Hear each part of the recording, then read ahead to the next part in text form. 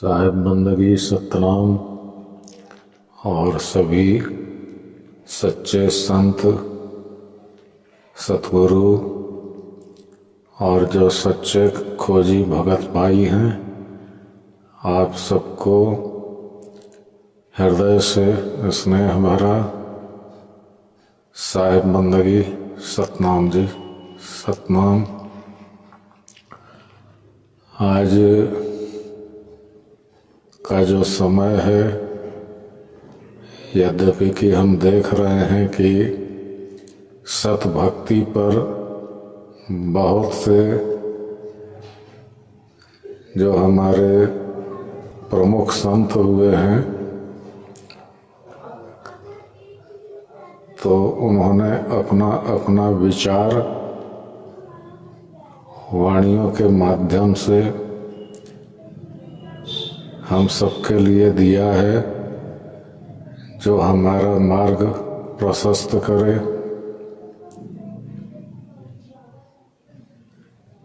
इसमें बहुत बड़ा योगदान है हमारे सतगुरु संत कबीर साहब की, और हमारे जो सिख पंथ के 10 गुरु हुए हैं, इनका भी बहुत बड़ा योगदान है, जिससे हमें इस पंथ के बारे में और आत्मज्ञान के बारे में विशेष रूप से मार्गदर्शन मिलता है, और हम आत्मज्ञान में प्रवेश कर पाते हैं, और प्रवेश ही नहीं कर पाते, लखाव भी कर पाते हैं। तो आज थोड़ा इस विषय पर रोशनी डालना आवश्यक हो गया है, क्योंकि हमारे इस संसार में गौर से आप देखें तो जैसे प्रातःकालीन सूर्य उगता है, वैसे ही संध्या में सूरज डूबता भी है। यानी एक तरफ दिन है तो एक तरफ रात है, एक तरफ सुख है तो दूसरी ओर दुख है। इस तरह से नाना उपमा आपको मिल जाएंगे। इसी में यह भी जान लेना चाहिए कि जो सच्चे संत हैं, सच्चे सतगुरु हैं, वे हमें सत राह दिखाते हैं, सत मार्ग में चलने का उपदेश करते हैं, और सत्य मार्ग पर चलकर हम प्राप्त भी करते हैं अपने लक्ष्य को। लेकिन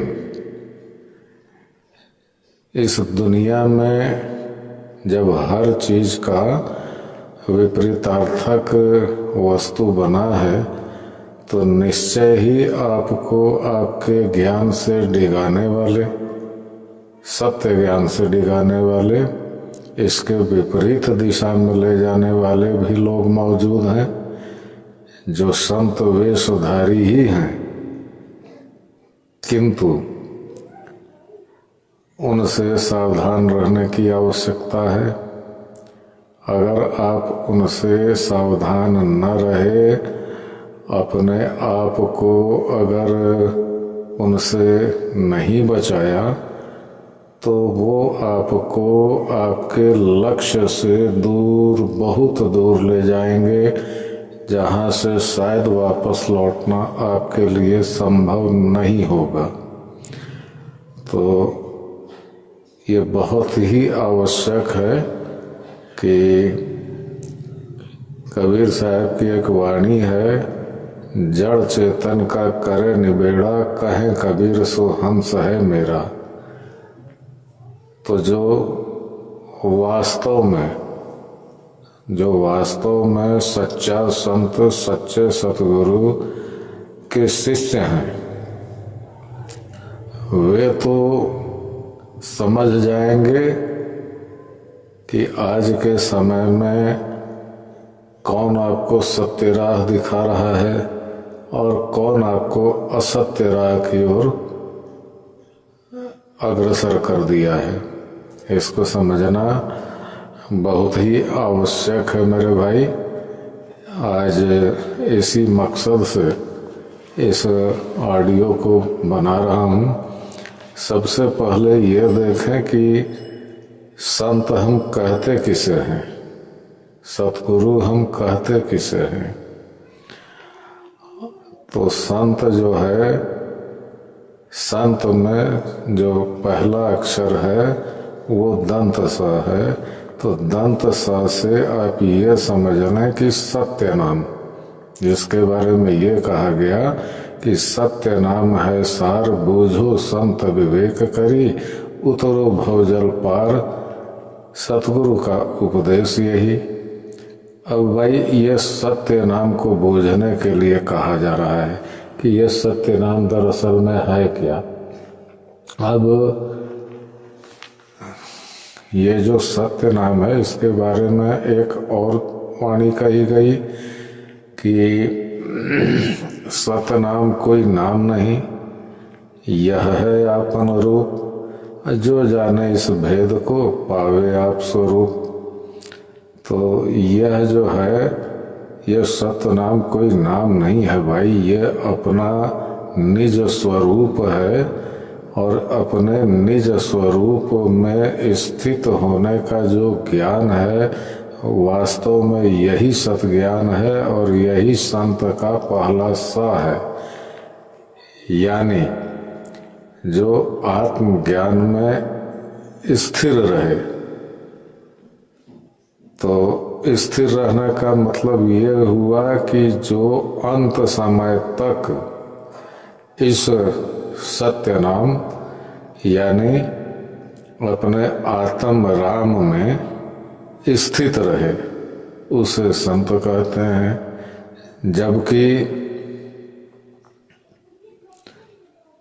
जबकि एक असंत वो अपनी आत्मा में स्थिर कैसे हो सकता है? वो स्थिर नहीं हो सकता। इसलिए नहीं हो सकता कि आप उसके हर वचन में, कर्म में, मन में, तीनों में ही आप अंतर पाएंगे। आप तीनों में अंतर पाएंगे। उनके मन में कुछ, वचन में कुछ, कर्म में कुछ झलकता है, साफ साफ अंतर दिखता है। बोलते कुछ और हैं, मन में कुछ और होता है, करते कुछ और हैं। तो इस तरह का फर्क एक संत में कभी नजर नहीं आएगी। संत के जो मन में है वही वचन में है, वही कर्म में है, और जो कुछ भी है असल में संत शब्द स्वरूप होते हैं, इसलिए वो शब्द से अलग होते नहीं। और यही कारण है कि संभावी होते हैं, सबसे उनका व्यवहार एक जैसा होता है, क्योंकि किसी को वो स्वयं से अलग नहीं जानते। तो ये तो एक सच्चे संत की परिभाषा है। अब सबसे बड़ी बात कि एक संत जब भी कुछ बोलता है तो हम भगत भाइयों के लिए बोलता है और धुर की वाणी बोलता है, अनुभव की वाणी बोलता है। वो किसी के लिखे पढ़े की बात नहीं जानता। वो उसका अपना जो अनुभव है उसे साझा करता है। तो जो संत, जो सतगुरु अपने अनुभव की बात साझा करे तो उसे तो आप सत्य माने, लेकिन जिन्होंने कोई अनुभव प्राप्त नहीं किया है, केवल वाणी लेकर के बोलते हैं, तो वो तो उस वाणी का जो अर्थ है वहाँ भी नहीं पहुँच पाते, क्योंकि लिखने वाले ने जिस स्तर पर जाकर लिखा है उस स्तर पर पहुँच कर ही आप उस वाणी का अर्थ कर सकते हैं, समझ सकते हैं, अन्यथा यह इतनी सरल बात नहीं, आप इसकी व्याख्या नहीं कर सकते। तो ऐसे लोग जब समाज को दूसरे का लिखा पढ़ा ज्ञान समझाते हैं, वह कदाचित फलीभूत होने वाला नहीं है। ये आज के जो खोजी हमारे भगत भाई हैं उनको भली भांति समझ लेना चाहिए, क्योंकि जो अनुभव ज्ञान है, तो अनुभवी जो संत हैं, सतगुरु हैं, उनकी जो वाणी है वो तो अमोघ वाणी होगी, सटीक वाणी होगी, उसमें थोड़ा सा भी कोई मिलावट नहीं होगा। जबकि एक अनुभवहीन कदाचित वो संत सतगुरु का वेशभूषा धारण कर ले, लेकिन उसका अनुभव न होने के कारण उसकी वाणी में न तो अमोघता होगी, न ही सटीकता होगी, और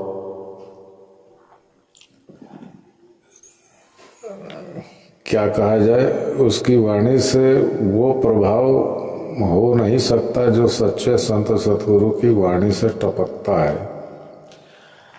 अब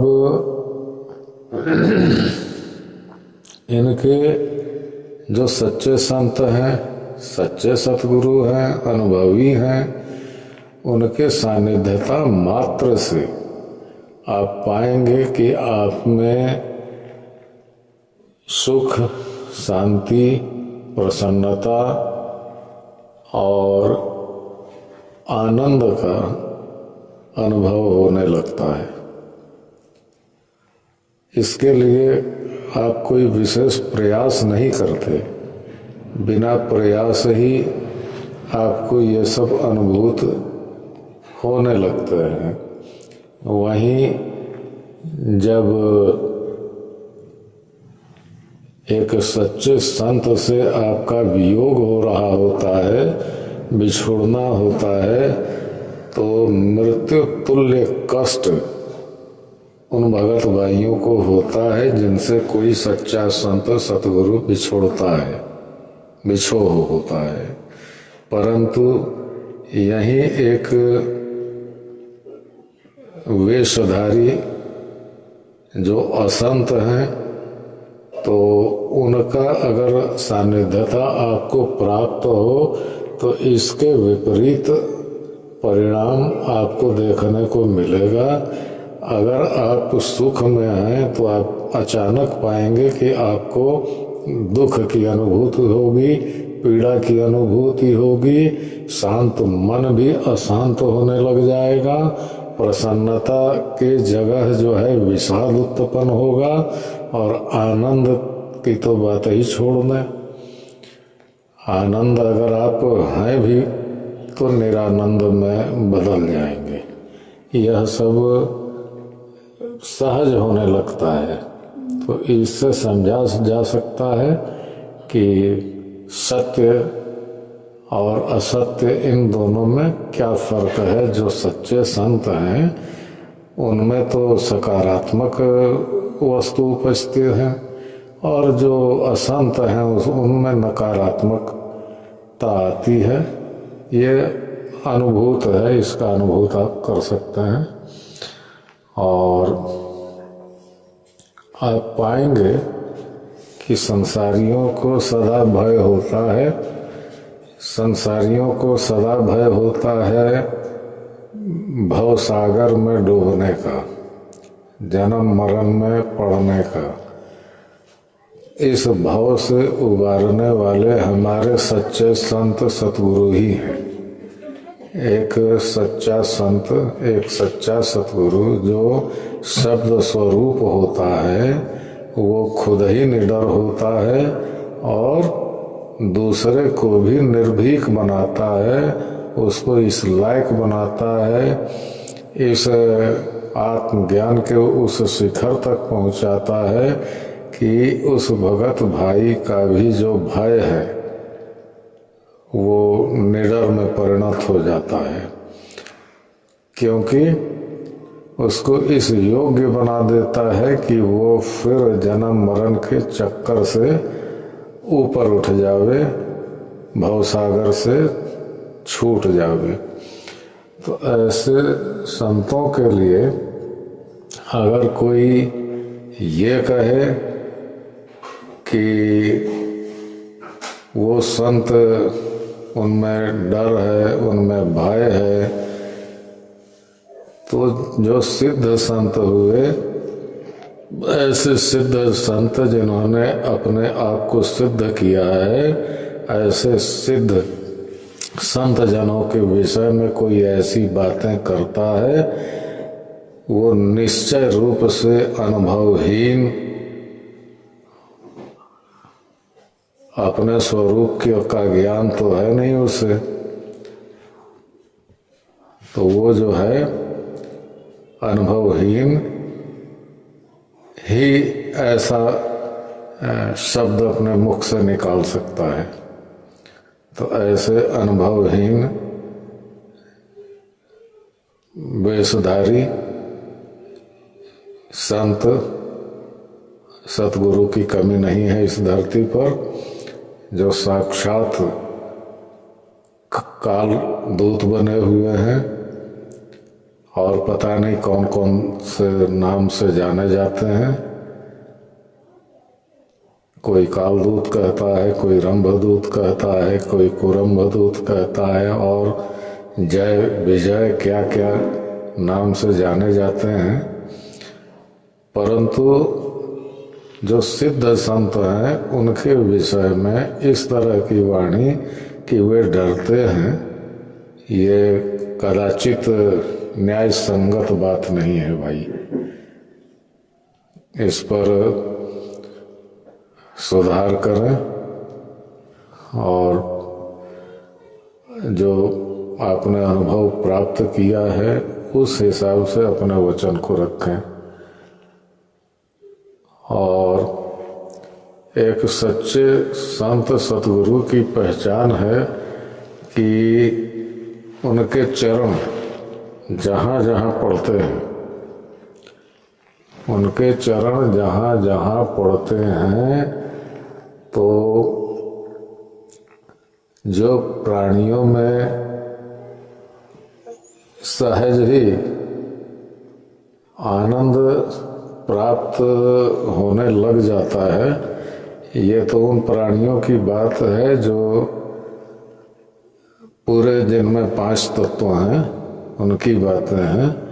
लेकिन उनकी बात तो छोड़िए, जो प्रकृति है वो प्रकृति भी मस्त हो जाती है, अनुकूल हो जाता है, माहौल इतना खुशनुमा होता है, इसका वर्णन वही कर सकते हैं जिन्होंने इसका अनुभव किया है। जिन्हें इस विषय का अनुभव नहीं है वो इसको समझ नहीं सकते। दूसरा, जो संत हैं, पूर्व में ही कहा कि चूंकि वो शब्द स्वरूप हो जाते हैं, संसारियों को भले दिखता हो कि वो 5 तत्वों के शरीरधारी हैं, लेकिन उस शरीर से उनका मोह भंग हो चुका होता है। चूंकि वे जीते जी संसार के लिए मरे के समान होते हैं और शब्द स्वरूप हो जाते हैं, आत्मलीन अवस्था होती है उनकी। इस अवस्था में रहने वाले जो संत हैं, सतगुरु हैं, वे हमें सही राह दिखा सकते हैं। परंतु हमारे जो संत हुए हैं, गुरु गोविंद सिंह जी, उन्होंने साफ कर दिया है कि आगे अब कोई देही गुरु नहीं होगा। कारण कलिकाल में भरमाने वाले बहुत सारे वेशधारी सतगुरु संत के रूप में आएंगे और जीवों को बहकाएंगे।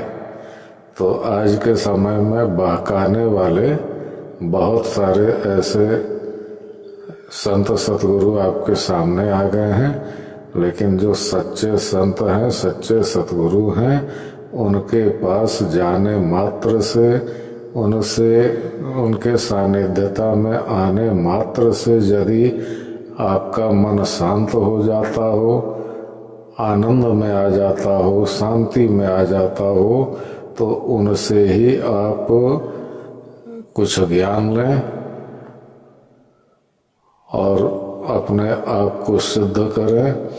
अन्यथा जो खुद मनमुखी है, जो खुद अशांत है, जो खुद सहज नहीं है, आनंद जिनसे कोसों दूर है, उनसे भाई आपको क्या मिल सकता है? आप स्वयं से अपनी दूरी बढ़ा लेते हैं ऐसे असंत से अगर आप मिलते हो तो भाई। तो इस बात को समझो, ये ऐसा नहीं है कि किसी से कोई बैर है, कोई दुश्मनी है, ऐसा कुछ नहीं है। लेकिन अगर किसी ने किसी को सत्य से दूर कर रखा हो, दूर करने का प्रयास हो, तो ऐसे में साहिब का भी दायित्व हो जाता है कि किसी न किसी बंदा को आगे कर उसके हकीकत को खोलना पड़ता है। तो साहिब के कृपा से आज इस ऑडियो को मैंने बनाया है। आप लोग विवेक लगाकर इस बात को समझें और ऐसे लोग से किनारा करें जो प्राचीन हमारे संत सतगुरु हुए हैं, उनको ही डरपोक बताते हैं, जिन्होंने बलिदान में अपने परिवार को ही जो है सामने कर दिया, सबका बलिदान दिया। ऐसे बलिदानी सतगुरु को जो डरपोक बताते हैं, स्वयं तो आज तक पता नहीं कौन सा बहादुरी का काम किया, समझ में नहीं आता। तो इस बात को समझें और ऐसे कालदूत जो हैं इनसे बचने का प्रयास करें, सत्य ज्ञान को समझें और अपना जो है कल्याण करें, अपने आप में स्थित हों। दूसरी बात ये कि जो भी कोई संत सतगुरु आपसे आपके परमात्मा को अलग बताता है, ये बताता है कि आपका परमात्मा जब आएगा तो बहुत तेज आवाज के साथ आएगा, हवाई जहाज के जैसा आवाज होगा। तो आप उनसे ये पूछो कि भाई एक परमात्मा तो वो हो गया जो हवाई जहाज के जैसा आवाज करके आएगा, तो फिर मुझ में कौन बैठा है? मुझ में कौन बैठा है ये तो बताओ। जहां गुरु और शिष्य में भी कोई भेद नहीं होता, जो गुरु है वही शिष्य भी है, जो शिष्य है वही गुरु भी है, वो अद्वैत है, वो एक ही है, फिर ये दो वस्तु अलग अलग कहाँ से आए? एक वाणी के माध्यम से मैं कहना चाहूँगा कि ये गुरु और शिष्य दोनों एक कैसे होते हैं। तो एक वाणी है कि देही माही विदेह है, साहेब सुरति स्वरूप, अनंत लोक में रम रहा जाका रंग न रूप। तो ये सुरती को ही साहेब कहा गया, साहेब ही सुरती है, यानी सूरत और शब्द ये दोनों अलग नहीं है। बस इतना है कि सूरत को आपने स्वयं से अलग रखा है, तो जो अलग रखा है वहां से अपनी सूरत को अपने आप में स्थिर करो, फिर तुम ही शब्द स्वरूप हो, यानी तुम ही गुरु हो, तुम ही शिष्य हो। यह एक छोटी सी वाणी से समझाने का प्रयास किया कि अद्वैत यानी जो न तो एक है, न दो है, न इससे अधिक है, इसीलिए उसको दो, अद्वैत यानी दो नहीं। इस बात को समझें और गलत लोगों से बचें,